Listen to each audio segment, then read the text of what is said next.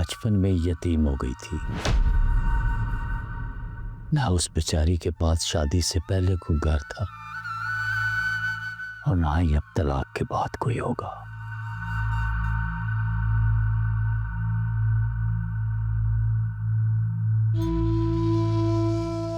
उसको लेकर बड़ा परेशान रहता हूं। तुझे परेशान होना भी चाहिए। उससे वादा किया है तूने और वो तेरे वादे के इंतजार में बैठी रहेगी। जी बाबा।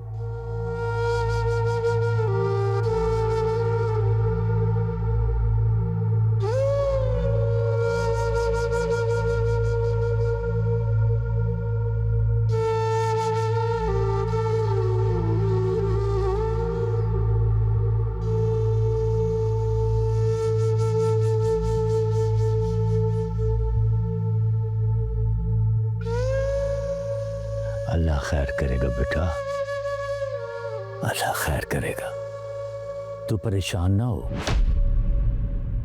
चल चल के रोटी खाते हैं। बाबा मुझे भूख नहीं है। ओए, मैंने कहा ना परेशान ना हो। रब सोना सब ठीक कर देगा। और वो मुसब्बिबुल अस्बाब है, कोई ना कोई सबब बना देगा। ओए ओए रोहान पुत्र, ओए यकीन रख सोने रब पर। चल चल मेरा पुत्र रोटी खाने उठ के चल। ओए चल रोटी खाते हैं यार, भूख लग रही है। चल आ मेरा बच्चा।